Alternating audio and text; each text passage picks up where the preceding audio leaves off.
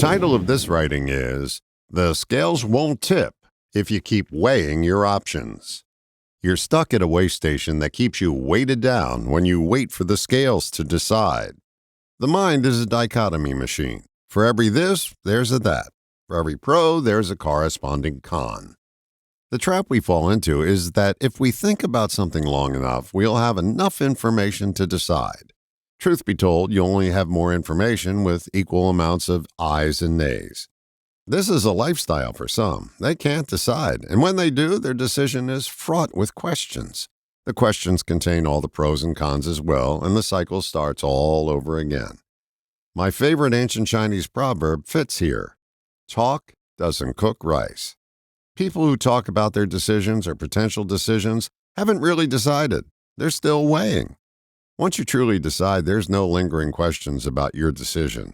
There's a feeling of certainty with a genuine decision that needs no debate. You can't debate a feeling of certainty. It either is or it isn't. It can't be both. The answer to this dilemma is to take a load off your mind. You do so by letting your body decide. Your body makes all the certain decisions anyway. It just lets your head know after the decision is made. The answer machine is in your body. Your sensations. Your head is just the ticket dispenser that lets you know the answer. It never creates the answer. That's done in your body. We think up the answer. That's like thinking the envelope containing the winner's name at the Academy Awards made the decision. Reminds me of one of my friends. He has a 3-day decision process. He knows he has to come up with an answer to something, and it usually takes him 3 days to decide.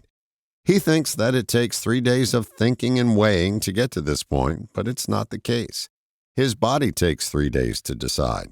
He could be doing anything else during those 3 days besides thinking about his dilemma, and the answer of certainty would still come, probably sooner, without an ounce of debate. He's slowly coming around to the notion that there is a part of him that decides that has nothing to do with mental to and fro. Sadly, there are others who will remain in their head forever and never get an answer.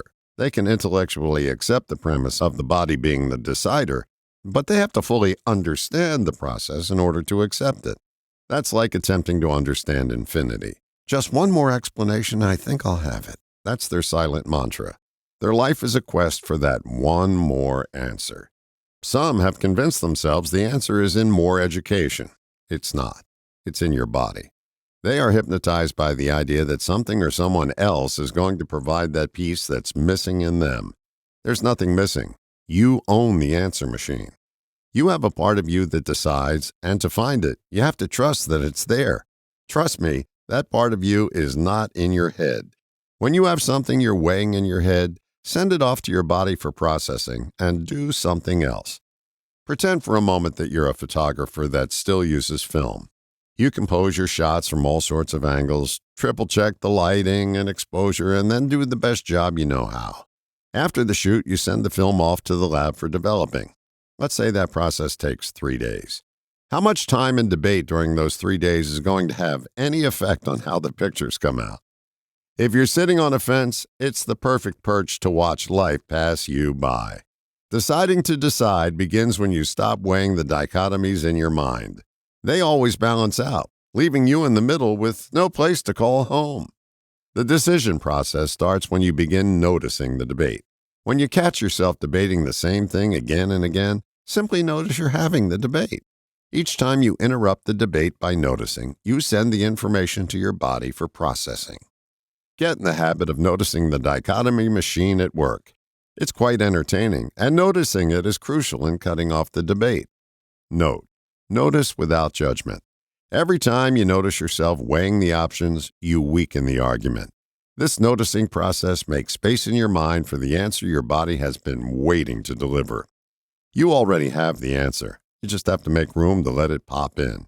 You can debate what I'm offering here until hell freezes over and stay right where you are. Or you can notice there's another way to get to heaven. You decide. All the best, John.